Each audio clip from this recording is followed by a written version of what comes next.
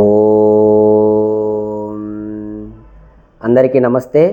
ఈరోజు మనము వేద మంత్రము ఓం అదత్వా విశ్వే పుర ఇంద్రదేవా ఏకం తవసం దధిరే భరాయ అధేవో యదభ్యౌహిష్ట దేవాన్ సర్షాతా వృణత ఇంద్రమత్రా.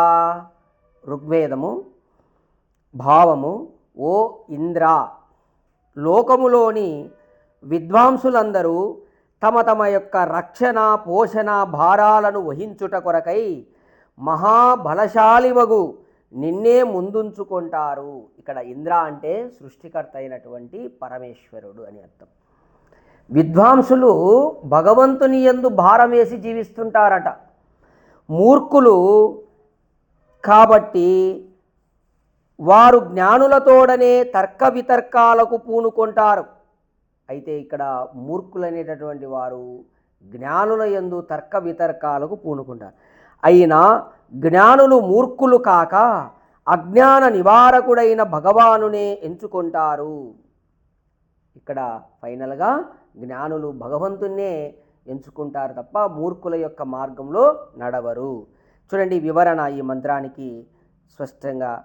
జగదుద్ధారకుడైన భగవానుడు ఈ మహాపృథివిని, విశాలమైన అంతరిక్షాన్ని, ప్రకాశమయమైన ద్యులోకాన్ని సృజించి స్థిరముగా ఉంచాడు. ఋత ఆచరణయందు బలీయుడగు ఆ పరమాత్మ ధ్యావా పృథివిలను స్వయంగా తానే వహిస్తున్నాడు.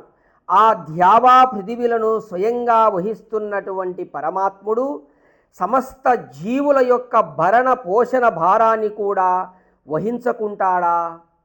చూడండి, ఈ యొక్క మొత్తము బ్రహ్మాండాన్ని, అంతరిక్షము, దిలోకం, భూలోకం, అన్ని లోకాలన్నిటినీ సృష్టించి వీటిని స్థిరంగా ఉంచాడంట. మార్పులు లేవు ఇందులోగా. స్థిరంగా ఉంచడమే కాదు, ఈ యొక్క మొత్తము జీవుల యొక్క భరణ పోషణ అంటే వాళ్ళను పుట్టించడము, వాళ్ళను పోషించడం, ఈ భారమును కూడా ఆ పరమాత్మనే చూస్తున్నాడంట, వహించుతున్నాడు. జ్ఞానులకు ఈ మర్మము బాగా తెలుసు. ఈ మర్మం అంటే ఈ రహస్యము జ్ఞానులు అంటే ఇక్కడ విద్వాంసులు బాగా తెలుసుకుంటారు భగవంతుని ఈ మర్మాన్ని. ఏది? భగవంతుడే ఈ సృష్టి అంతా నడిపిస్తున్నది అనేది ఒక్క జ్ఞానులు బాగా తెలుసుకుంటారు. అందుచేత జీవన సంగ్రామము కొరకు, భరణ పోషణల కొరకు విద్వాంసులు ఆ పరమాత్మనే ముందుంచుకొని జీవనం గడుపుతారు. ఎందుకంటే వాళ్ళు తెలుసుకున్నారు కాబట్టి ఈ సృష్టి అంతా కూడా సమస్త జీవులను పోషించువాడు భగవంతుడే కాబట్టి ఆ జ్ఞానులు, విద్వాంసులు ఏం చేస్తారు? భగవంతుని ముందు పెట్టుకొని వాళ్ళ యొక్క జీవనం గడుపుతూ ఉంటారు. మూర్ఖులైన వారికి దీని భావము తెలియక ఎందుకు, ఏమిటి అంటూ విద్వాంసులను ప్రశ్నిస్తూ వారితో వాదనలు చేస్తారు. విద్వాంసులతో మూర్ఖుడైనటువంటి వాడు ఇదంతా భగవంతుడు ఏం చేయడం లేదు, ఊరికనే జరుగుతుంది అని చెప్పి వాదన చేస్తారు. అప్పుడు కూడా దైవాన్ని విశ్వసించినటువంటి విద్వాంసులు వారితో వాదనలు చేయక దైవాన్నే ఎంచుకొని ఆయనతోనే ప్రసంగిస్తారు. చూడండి, విద్వాంసులు కనుక్కుంటారు, ఈ మూర్ఖులు వాదనను వాళ్ళు తిరస్కరిస్తారు. వాళ్ళతో వాదనలు పెట్టుకోరు విద్వాంసులు. ఎందుకంటే వాడు అజ్ఞాని, మూర్ఖుడు అన్నమాట. మూర్ఖుడు వినడు చెప్పినది. ఎవరు? ఇప్పుడున్నటువంటి ఈ లోకంలో ఈ నాస్తికులు అనే వాళ్ళు ఉన్నారు కదా, వీళ్ళంతా మూర్ఖులే, భగవంతుని విశ్వసించరన్నమాట. కాబట్టి వాళ్ళతో వాదనలు చేయకూడదు. వాళ్ళు సత్యం ఒప్పుకోరు. పోనీ సత్యం ఒప్పుకునేటటువంటి మనస్తత్వం ఉంటే అతనితో మనం ఎంతసేపు అయినా వాదించి ఫైనల్గా ఒప్పించవచ్చు. వాడు సత్యమే ఒప్పుకోనప్పుడు అతనితో వాదించి ప్రయోజనం లేదని చెప్పేసి విద్వాంసులు మూర్ఖులతో వాదనలు చెయ్యరు.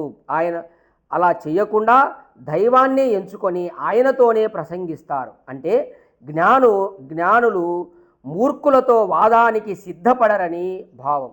వారికి దైవమే ఆదర్శము, ఆరాధ్యము. కాబట్టి ఇక్కడ మనకు ఈ మంత్రంలో ప్రధానంగా చెప్పబడేది ఏమిటంటే విద్వాంసులు భగవంతుని యందు పూర్ణ విశ్వాసాలు కలిగి జీవిస్తుంటారు. వాళ్ళకు పోషణ గురించి వాళ్ళు ఆలోచించరు అసలు విద్వాంసులు అనేవాళ్ళు. మహర్షి దయానంద సరస్వతి ఒక్కొక్కసారి 2 రోజులు 3 రోజులు కూడా ఆహారం లేకుండా అట్లే జీవిస్తుండేవాడు. ఎందుకంటే ఆయన పరమాత్మ యందు అపారమైనటువంటి విశ్వాసం కలిగినటువంటి వ్యక్తి. సమస్త జీవులను బ్రహ్మాండాన్ని నడిపించే పరమాత్మ నాకు అన్నము నన్ను పోషించలేడా అని చెప్పేసి అంతటి విశ్వాసం అన్నమాట. అట్లా విద్వాంసులు భగవంతుని యందు పూర్ణ విశ్వాసులై జీవిస్తుంటారు. అంతేకాకుండా మూర్ఖులతో వాదించరు.